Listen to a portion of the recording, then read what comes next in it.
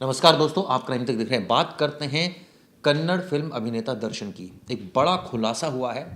आपको बता दें, दर्शन और उसकी दोस्त पवित्रा को गिरफ्तार कर लिया गया है। आरोप लगा है हत्या का, और हत्या हुई थी रेणुका स्वामी। दरअसल ये एक शख्स है रेणुका स्वामी, जिसकी हत्या कर दी गई थी, और उसके बाद एक एक करके कई आरोपी इसमें गिरफ्तार हुए, और अब तक 10 आरोपी गिरफ्तार हो चुके हैं। इस पूरी घटना ने, गोपाल जी, साउथ की फिल्म इंडस्ट्री, साउथ के पूरे एक तरह से कहा जाए वहाँ की पॉलिटिक्स, हर किसी को हिला कर रख दिया, क्योंकि एक वहाँ के सुपरस्टार को ही मर्डर केस में गिरफ्तार कर लिया गया। बड़ा विचित्र मामला है। दरअसल दोनों की दोस्ती है। पवित्रा की जो दर्शन है उसकी पहले शादी हो चुकी है, लेकिन उसकी नज़दीकियाँ पवित्रता से बढ़ गई है। पवित्रा जो है वो ये बताते हैं कि इंस्टाग्राम रील बनाती है, सोशल मीडिया इन्फ्लुएंसर है। दोस्ती धीरे धीरे बढ़ गई, और अब एक ऐसी वजह सामने है जिसकी वजह से रेणुका की हत्या कर दी गई। गोपाल जी, विचित्र मामला। एक डेड बॉडी मिलती है दरअसल 8 तारीख की रात को पुलिस को। पुलिस इन्वेस्टिगेशन करती है, पता लगाने की कोशिश करती है। उसके माँ बाप पुलिस स्टेशन जाते हैं और वहाँ पर बताते हैं कि उनका बच्चा खोया हुआ है, लेकिन 2 दिन बाद ये मामला खुलता है कि ये डेड बॉडी दरअसल रेणुका उसकी है, स्वामी की है।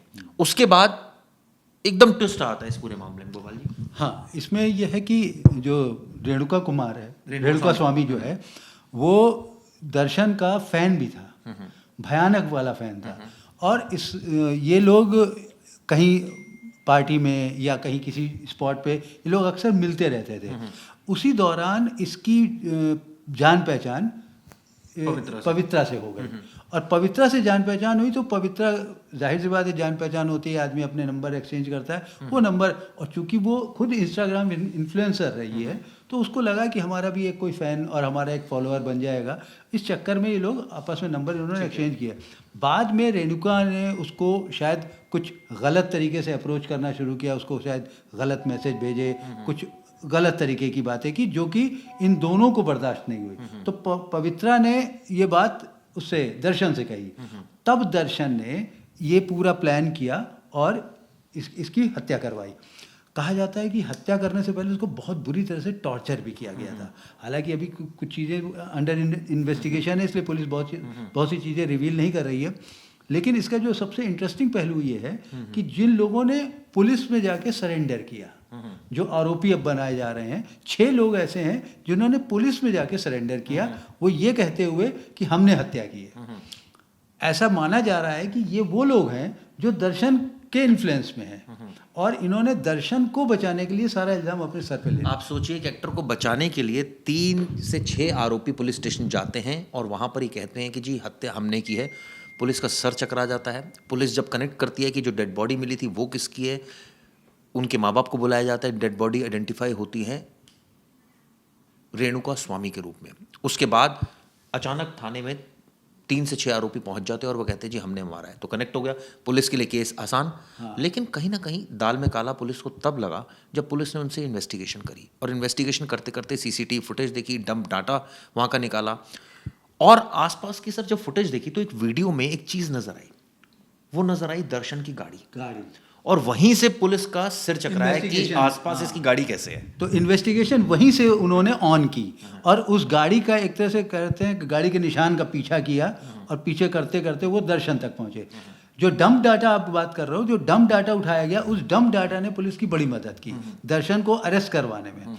वजह, क्योंकि उस डंप डाटा में बहुत से ऐसे डिटेल्स निकल कर सामने आई, नंबर्स निकल के सामने आए जिनके साथ दर्शन कांटेक्ट में था, और दर्शन का नंबर भी एक्टिवेट था, और दर्शन का नंबर भी एक्टिवेट। इसके अलावा जो दर्शन और इसके पवित्रा के बीच में जो कन्वर्जेशन थी, और उनके आपस में जो कह सकते हैं कि इस मर्डर को लेकर सलाह मशवरा थी, वो सारी चीज़ें भी उसी डंप डाटा से निकल कर सामने आया। इतना पढ़ा लिखा एक्टर, कन्नड़ फिल्म का एक्टर, और सोचिए क्या हरकत कर। चिराग, ऐसा होता है, देखो आप भी जानते हो, क्राइम को इतने दिनों से आप भी रिपोर्ट कर रहे हो, ये सब चीज़ें जो होती हैं वो जिस वक्त आदमी के सर पर सवार होती है ना, फितूर, हत्या करना या इस तरह के किसी क्राइम में इन्वॉल्व होना, तो वो एक तरह से जुनून टाइप का होता है कि हमसे जुड़े हुए या किसी आदमी के साथ ऐसी कोई बदतमीजी कैसे कर सकता है, और ये मेरी ईगो, तो वो ईगो वाली जो बात आ जाती है ना, उसमें फिर बहुत सी चीज़ें म्यूटिलेटेड हो जाती हैं, और वो सब इंटरमिंगल होके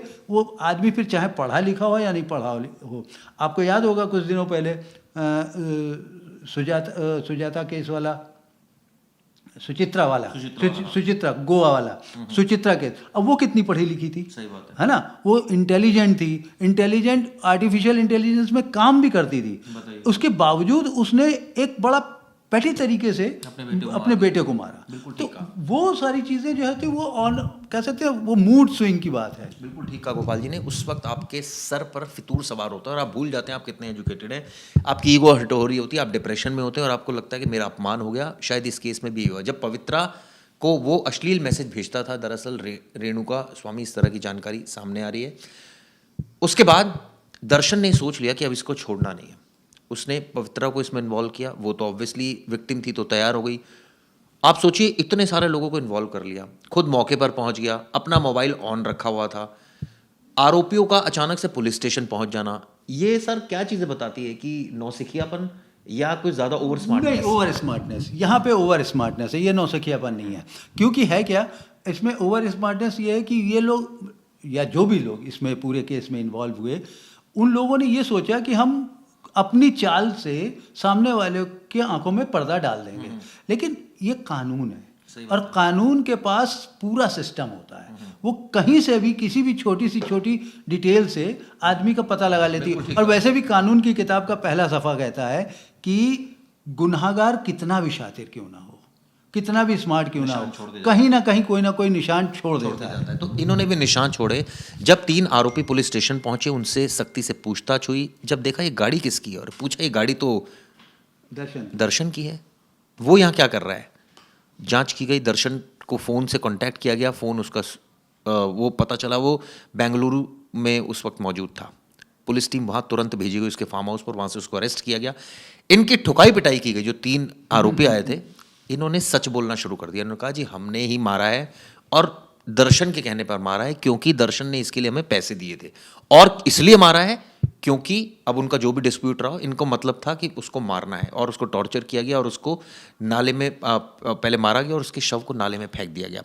परिवार परेशान होता रहा 2-3 दिन तक, पुलिस ने आइडेंटिफाई नहीं कर पाई बॉडी।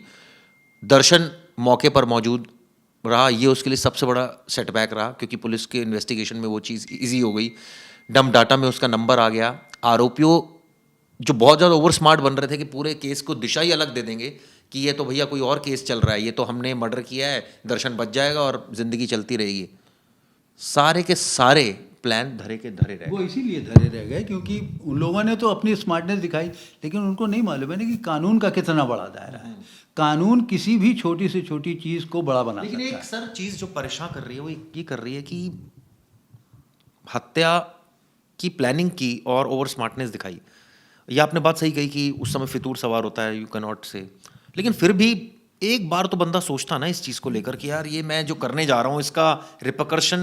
जब फिट ऑफ रेज होता है ना, जब गुस्सा होता है, तो क्या यही वजह है कि मैसेज भेजना या कुछ और वजह जो भी सामने आ सकती है? हाँ, वो सामने आ सकती है क्योंकि ये लोग एक तरह से देखा जाए तो कॉमन फ्रेंड हुए ना भाई। अगर हम आपको जानते हैं और आपका कोई थर्ड पर्सन के साथ कनेक्ट है और हम आपके ज़रिए उसको जान गए, तो हम कहीं ना कहीं आपस में क्लोज सर्किट बन गया। अब उसके बीच में, इनके बीच में क्या और कुछ क्या हुआ, ये तो अब अंडर इन्वेस्टिगेशन है, चीज़ें बाहर आएंगी।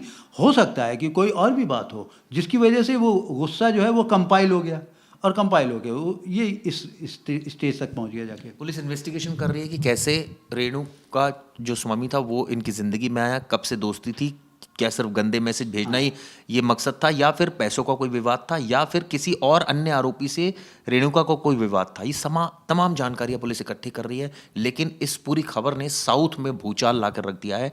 न सिर्फ वहाँ की जो सुपरस्टार्स, जो फ्रेटर्निटी है, कन्नड़ फिल्म फ्रेटर्निटी, वहाँ एक तरह से भूचाल आ गया, बल्कि वहाँ की राजनीति में भूचाल आ गया। इस खबर पर अगर व्यूज़ अच्छे आते हैं, आप लोग पसंद करते हैं, तो हम आगे भी इसको बनाएंगे, क्योंकि कई बार ऐसा होता है कि इस तरह की खबरों पर लोग इंटरेस्ट कम शो करते हैं। लेकिन मैंने बात इसलिए बोल दी कि व्यूज़ आने चाहिए। प्लीज़ इसको ज़रूर देखिएगा। Thank you.